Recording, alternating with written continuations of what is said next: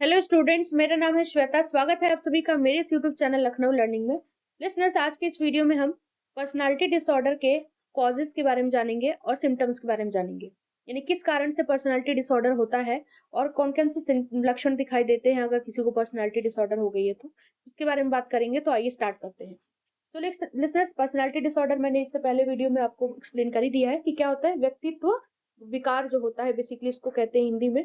तो व्यक्तित्व विकार क्या होता है? तो ये बेसिकली इसमें आप देखेंगे कि इंसान को जिसे कह सकते हैं कि जो लोग बहुत ही ज्यादा मानसिक रोग से मतलब मानसिक रोग का एक कह सकते हैं ग्रुप है ये पर्सनालिटी डिसऑर्डर। यानी कि इसमें पर्सन अपनी सोचने समझने की क्षमता खोने लगता है, वो दूसरों पर शक करने लगता है। और आपने देखा होगा कि बहुत सारे ऐसे लोग होते हैं जो मतलब बेसिकली उनके अंदर कुछ ना कुछ भिन्न होता है। मतलब पर्सनालिटी डिसऑर्डर के कारण ये सारी चीजें होती हैं। तो मतलब उनके थॉट्स में, मतलब उनके सोचने में बहुत सारी चीजें होती हैं, मतलब अलग होती हैं। बिहेवियर उनका एकदम अलग हो जाता है, आपको पता ही नहीं चलेगा कि कब किस टाइम पर वो किस तरीके से बिहेव करने लग जाए। तो ये सारी चीजें होती हैं पर्सनालिटी डिसऑर्डर। तो बिजनेस बेसिकली इसके कॉजेस क्या क्या हैं तो उसके बारे में बात करेंगे। तो कॉजेज ऑफ पर्सनालिटी डिसऑर्डर, यानी कि क्या क्या कॉजेज है, कारण क्या क्या है पर्सनालिटी डिसऑर्डर होने के। तो पहला होता है genetic factors. Listeners, genetic factors में बोला गया है कि एक एविडेंस है जो सजेस्ट करता है hereditary component to personality disorder.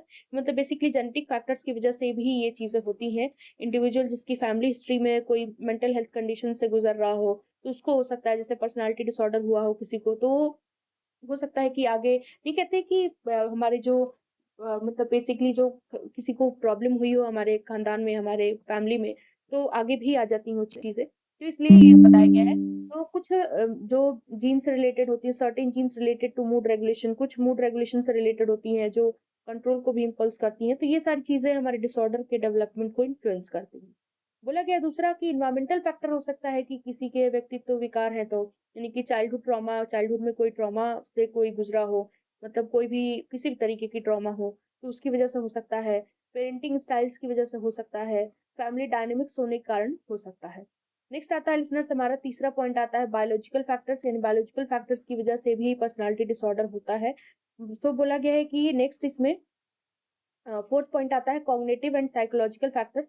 यानी कि कॉग्निटिव और साइकोलॉजिकल फैक्टर्स की वजह से भी पर्सनालिटी डिसऑर्डर हो जाते हैं लोगों को, कि जैसे बोला गया इसमें कि कॉग्निटिव डिस्टॉर्शंस हो जाते हैं, unrealistic way of interpreting their environment leading to maladaptive behaviours. मतलब उनका बिहेवियर एकदम अलग हो जाता है, दूसरों से भिन्न हो जाता है। उनके सोचने समझने की क्षमता भी अलग हो जाती है। कॉग्निटिव यानी संज्ञान, जो मतलब जो माइंड से रिलेटेड होती है चीजें। तो और साइकोलॉजिकल आप समझ ही सकते हो। तो बेसिकली कहने का मतलब है लिसनर्स की जो बेसिकली वो अलग तरीके से बिहेव करते हैं, दूसरों पे शक करना, और ज्यादातर वो मतलब अपने उनके अंदर भी सेल्फ कॉन्फिडेंस नहीं होता, उनके अंदर भी आत्मविश्वास की बहुत कमी होती है और ना ही वो दूसरों पे विश्वास करते हैं। तो ये सारी चीजें होती हैं। नेक्स्ट आता है हमारा कि आप देख सकते हैं इसमें लो सेल्फ स्टीम, मैंने अभी आपको बताया।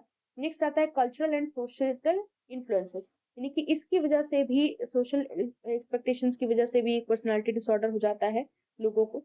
तो ये सारी कुछ आपके कॉजेज हैं, कारण हैं जिसके कारण हो सकते हैं। नेक्स्ट आता है सिम्टम्स।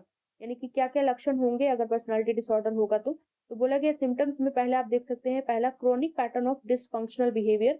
यानी कि क्या बताया गया है इसमें कि क्रॉनिक पैटर्न है डिसफंक्शनल बिहेवियर का, उसका मतलब जो बिहेवियर है एकदम चेंज होगा, मतलब बाकी एक नॉर्मल पर्सन से एकदम चेंज होगा। Persistence, rigid pattern of thinking होगी, फीलिंग, बिहेविंग जो कि अनहेल्दी होगा, और जिससे वो डिस्ट्रेस में रहेगा। पर्सनल और प्रोफेशनल लाइफ दोनों उसकी ही खराब हो जाएंगी।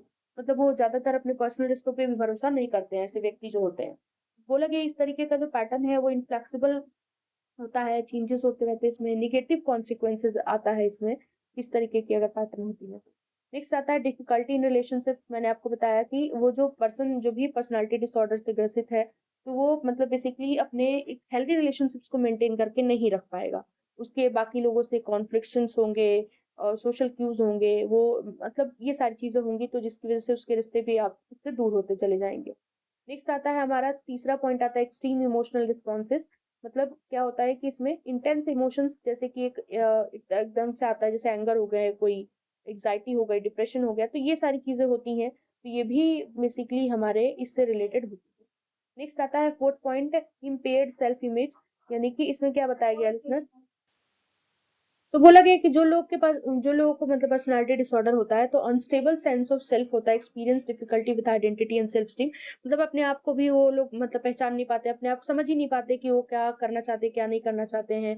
तो ये सारी चीजें, कंफ्यूजन, सेल्फ डाउट, इम्पिटेंस, ये सारी चीजें रहती हैं उनके साथ। नेक्स्ट आता है इम्पल्सिव एंड रिस्की बिहेवियर। तो लिसनर्स ये लास्ट है हमारा, यानी कि कुछ पर्सनालिटी डिसऑर्डर ऐसे होती हैं जैसे कि border line and anti social personality disorder होती हैं, जो इम्पल्सिविटी और रेस्टलेस बिहेवियर को बताती हैं।